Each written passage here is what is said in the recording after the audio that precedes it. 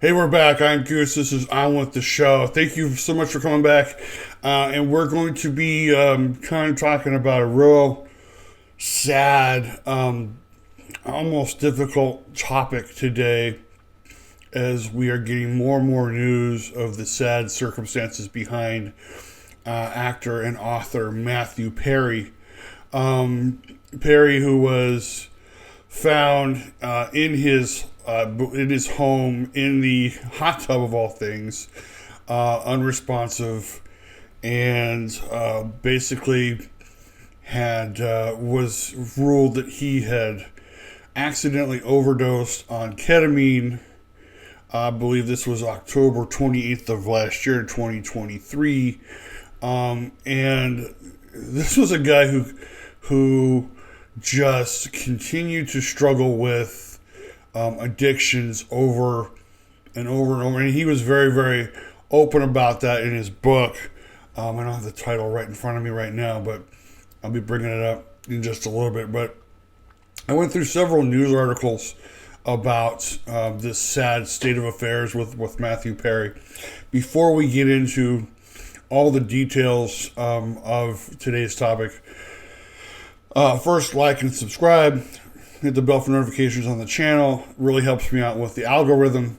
For those of you who are wondering, yes, we did have to change our music. Apparently, after all these years of using that music from Warner Brothers, and Bugs Bunny and Daffy Duck, and basically singing on with the show, this is it, and leading right into the title card and into the show. YouTube in there, for some strange reason, has all of a sudden, even through years of using the same music without much of a problem at all of a sudden said, no, you cannot monetize your video using that music. So I went to someone who is very dear to me, who goes by the name of Ghost Cat, who has a channel on here.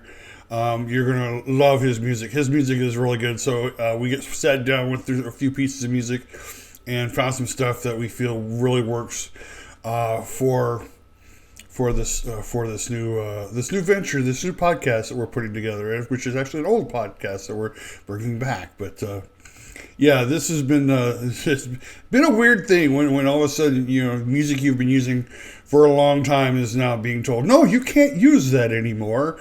We're going to, and it was basically the radio and TV writers archives who basically said, no, you can't use that. And it's a very famous piece of music. It's been around for, I think, since the 1940s.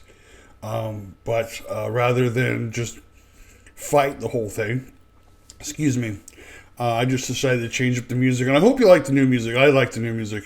I think it brings a new feel. But we're going to head on off to our topic as I show you. I got my cup of coffee right here with my Donald mug. And let's get into the sad, sad situation of Matthew Perry. As we get into this right here. Basically, how doctors and a Ketamine Queen took advantage of Matthew Perry and played a role in his death, according to prosecutors. This is from CNN. And if you want to know where I get all of my stuff from, I type it up. I get it from different sources: CNN, NBC, Fox News, TMZ. So you can go online and find all of this stuff there. As it says here, a cadre of people linked to Matthew Perry, including doctors and North Hollywood's alleged Ketamine Queen, took advantage of his vulnerability as a recovering addict and supplied the beloved actor with the drug that ultimately killed him. Prosecutors say now 5 people are charged in connection with Perry's death. Perry, who starred in Friends as Chandler Bing, died October at the age of 54. His body was found floating face down in a standalone jacuzzi in his Pacific Palisades home. He died from acute effects of ketamine and subsequent drowning, is what the autopsy says. Perry had detailed his decades-long struggles with drug addiction in his 2022 memoir. Here it is: Friends, Lovers, and the Big Terrible Thing. He wrote that he started abusing prescription medication after he was involved in a jet ski accident on the set of the film Fool's Rush in. We'll talk more about it in a minute. In 1997, and was prescribed Vicodin. Investigators believe Perry fell back into addiction last fall.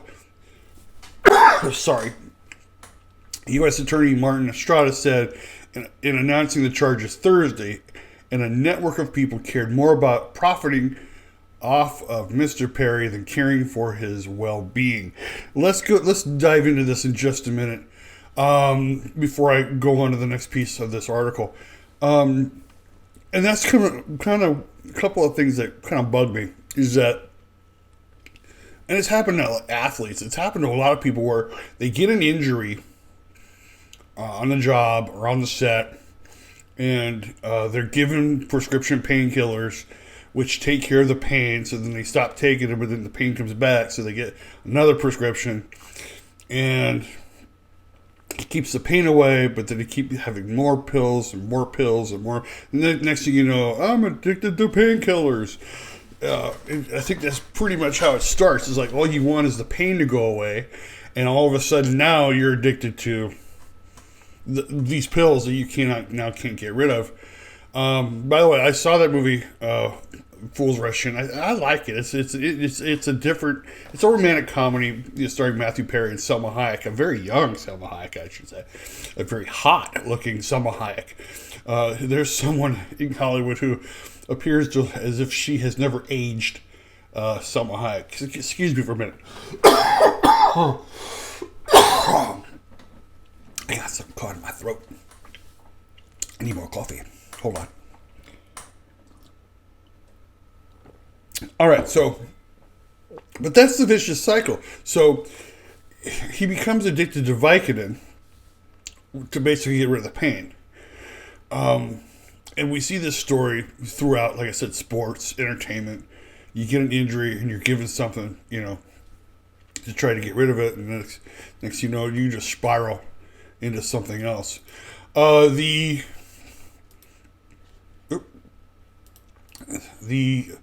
article that goes on to say 2 doctors, Salvador Plasencia and Mark Chavez, worked to supply Perry with ketamine. Estrada said defendant Plasencia saw this as an opportunity to profit off Mr. Perry. Last September, 1 month before Perry's death, Plasencia learned that Perry was interested in purchasing ketamine and contacted Chavez, according to court documents. Excuse me. In a September 23 text message, Estrada said, Plasencia wrote, "I wonder how much this moron will pay. I wonder how much this moron will pay." That's how much he cared about Matthew Perry. And I thought doctors took an oath, do no harm. It is absolutely astounding. But then again, it's not astounding. I mean, when greed is involved in things, you're going to take advantage of people no matter what the situation is. Let's go back to the article. It also says here that Plasencia also wrote that he wanted to be Perry's sole supplier. Over the next several weeks, prosecutors said Plasencia purchased ketamine from Chavez, sold vials of ketamine to Perry's assistant, and taught the assistant how to administer the drugs. We're going to go get into that in a little bit, because the person that really, really did a number on him was his personal assistant. And I'll go into my theory about how it all happened in a minute, but yeah, just that. Excuse me. I wonder. I don't know what's going on with me today. I wonder how much this moron will pay. Sorry. I wonder how much this moron will pay.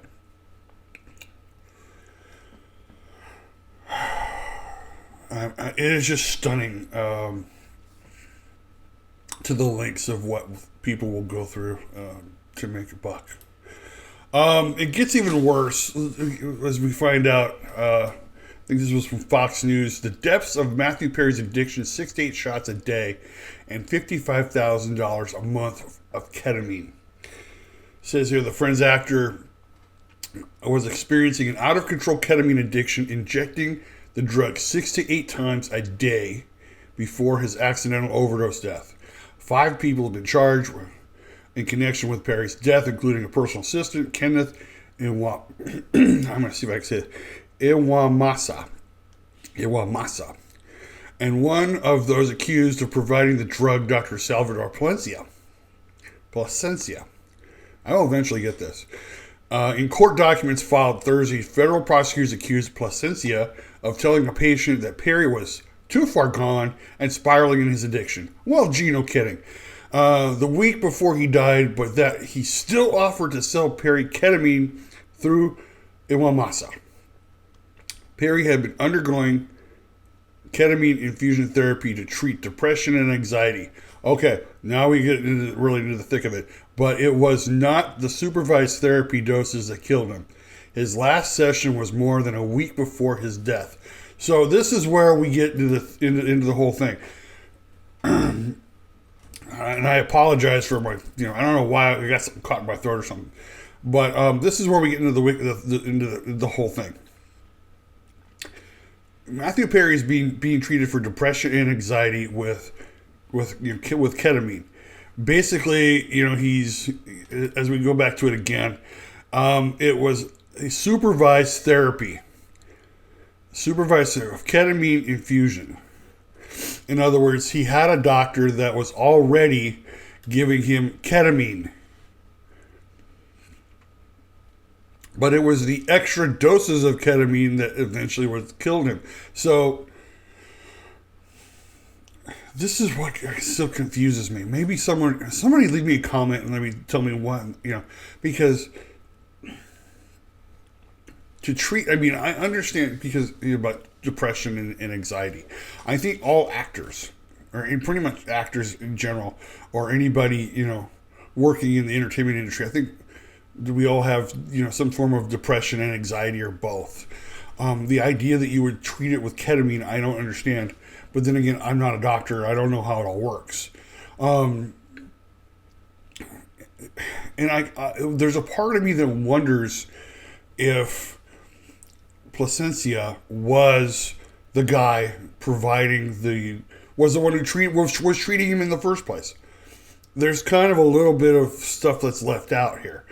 But it wouldn't be beyond the realm of possibility that you have a doctor who is treating him, Matthew Perry, for depression and anxiety with ketamine. And hey, let's see if we can get rich off this dude and get him hooked on ketamine. Because he already says, hey, this guy's way too far gone.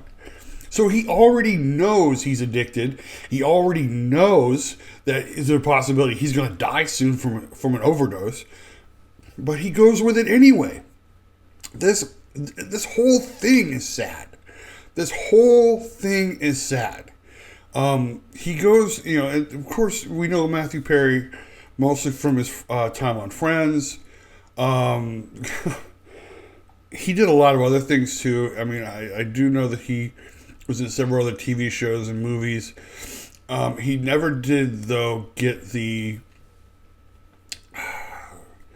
never got, I guess his fame never went beyond Friends. And what I love about Matthew Perry in Friends was that he was part of that comic team that was always good for that one-liner to kind of brighten up. He would either give the one-liner or he would be the straight man for the other people to get, to pull off their comedy. And I'm sure that there are people who are wondering, why didn't anybody from Friends step in and help him? And I think it's because I think the team around Matthew Perry kept him very isolated, to the point where I don't think any of the cast members from Friends even knew he had this severe of an addiction.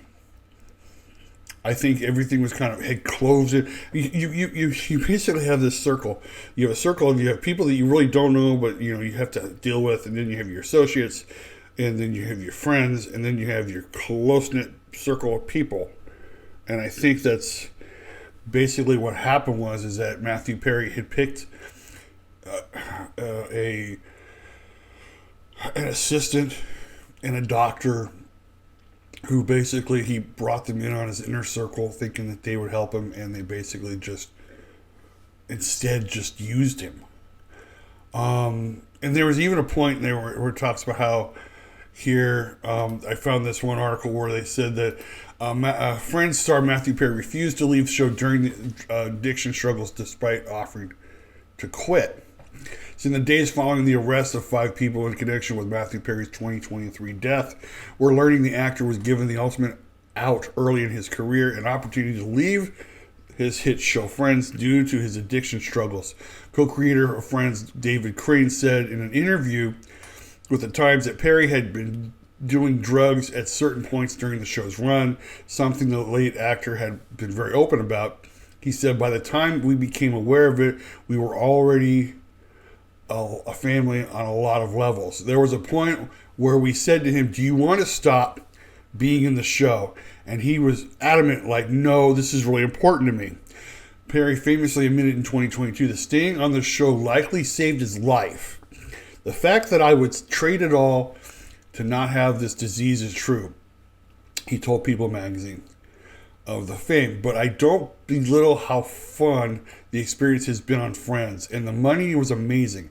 Just the creative experience of being on Friends probably saved my life. Perry said his castmates who were aware of his problem were very supportive. They were understanding and they were patient. It's like penguins in nature. When one is sick or very injured, the other penguins surround it and prop it up and walk around until the penguin can walk on its own. And that's the kind of of what the cast did for me. So he's very open with his addiction.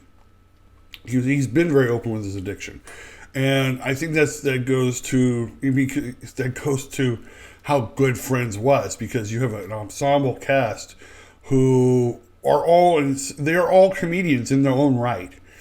They're all funny people in their own right. And I think in a way, and there's a term in pro wrestling. I want to go back to pro wrestling, where when you have someone in the ring who is either not as experienced or is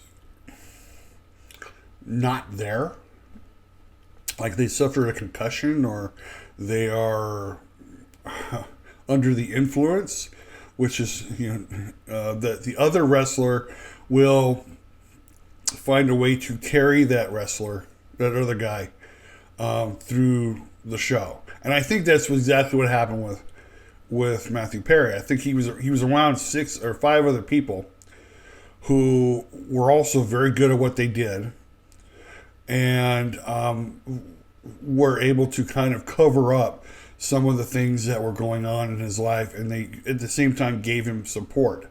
I am again going to reiterate over and over again, I don't think they had any clue of what his life was like, how it was spiraling. They're all busy. They're all working on different projects. And again, I think that those people in his inner circle just closed ranks and made sure that nobody knew what was going on. They didn't know how bad his addiction was. And I think if they had, somebody would have gone down there, and I think probably would have helped him. I think that's the tragedy in all this, is I hope that they don't sit there and think, if I had only reached out, I could have saved him. At some point, that's a fool's errand. You could never sit there and woulda, coulda, shoulda the rest of your life and wondering what you could have done to save him. Because, ultimately Matthew Perry was the one that basically had to reach out to them. I'm sure he knew what was going on. I'm sure he realized that his addictions were really getting to him. Plus, when you're already taking ketamine for, again, depression and anxiety, you probably think, well, a little bit more is going to probably help. That's everybody. Everybody thinks that. Well, 2 Tylenol is good for me. I'm going to take a third. It is a tragic series of events that is going on. Let's continue. Oh, I didn't realize I was there. Yeah, this is the last piece of this is the last piece of how do I explain this? Basically, it says court docs reveal Matthew Perry's last words to his assistant before ketamine shot that killed him. Last known words of Matthew Perry were spoken to his assistant, who has now pleaded guilty to his role in the actor's ketamine death. This is what was supposedly Matthew Perry's last words. "Shoot me up with a big one." The Friends star told Kenneth Awamasa per a plea agreement with federal authorities in which Awamasa pled guilty to conspiracy to distribute ketamine causing death. The Justice Department said in a release that Awamasa, who was not medically trained to administer ketamine, repeatedly injected Perry with ketamine. He repeatedly injected Perry with ketamine, even though he was not medically trained to do so. Now, I'm sure that one doctor, Placencia, showed him how to do it. Here's what you need to do. So they got two doctors. They have the Ketamine Queen, and I got... If you know, this is my other thing that I really have a hard time with, because if you know you have someone in West Hollywood who's selling ketamine, as a matter of fact, when they went into her house, they found a lot of drugs. I mean, she was selling a lot of drugs from her house, and yet for some reason she was able to garner this enterprise. I mean, only in California. Only in Hollywood would you get away with being the Ketamine Queen.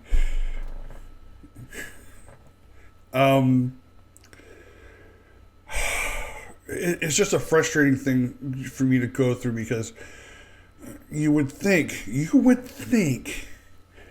that if you know about this person, you would arrest them. And instead, no, she just becomes a bigger part of the conspiracy against a well-known actor's death. The fifth person I believe they've arrested, and I don't know much about him, is basically was a contact between, I guess it was a go-between between the assistant and the doctor. In other words, this guy hooked up the assistant with the doctor. It is astounding how these 5 people were able to get away with this for so long. They had this man trapped in his addiction on purpose to make money off him.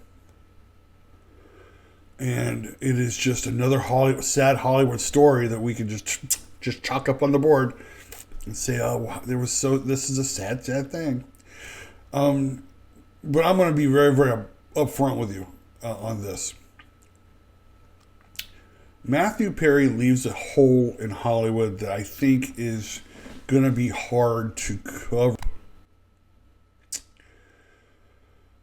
And I say that because this was a guy who not only was he a very talented comedian, he was a very talented actor all around. I mean, he took on dramatic roles and did fairly well. I mean, a lot of the stuff that he did dramatically was well received by the critics. This was a guy who was really well regarded in Hollywood, knew his stuff. And it's sad to think that this is how he died. That he died by being given the big one and then passing out in his jacuzzi. I will say, rest in peace, Matthew Perry. You are sorely missed by everybody here, and we can only hope that you get justice in all of this. The fact that, again, I'm going to just keep going at this, that 5 people have decided to make money off of your addiction is a new kind of low, especially when two of them are doctors. And one of them is your personal assistant who you trusted to take care of you. Now, I'm not saying that personal assistants don't run out and get drugs for their people they work for. I'm sure in Hollywood that happens all the time. But you would think that you would think that eventually you'd think, okay, we've gone too far. But none of that happened. And I would not be surprised if more and more stuff comes out on this whole thing later on that will just shock us even more. So this is, sadly for me, this is my take on this. This whole situation is just sad, and it continues to get sadder. And you would think someone in Hollywood would pay attention and help, but nothing new happens. To surprises me anymore in Hollywood. But with that being said, I hope you've enjoyed the video. I hope you enjoyed the podcast. If you did, leave me a big thumbs up, like the video, subscribe, hit the bell for notifications, so that you know when new videos are coming out. Leave a comment, and again, let me know what you think about this whole situation. And I would really love to know what you think about all this. And share this out to your friends and your family, and let me know what they think of this whole sad situation with Matthew Perry. I am Goose with On With The Show. Thank you for watching. I will catch you on the other side.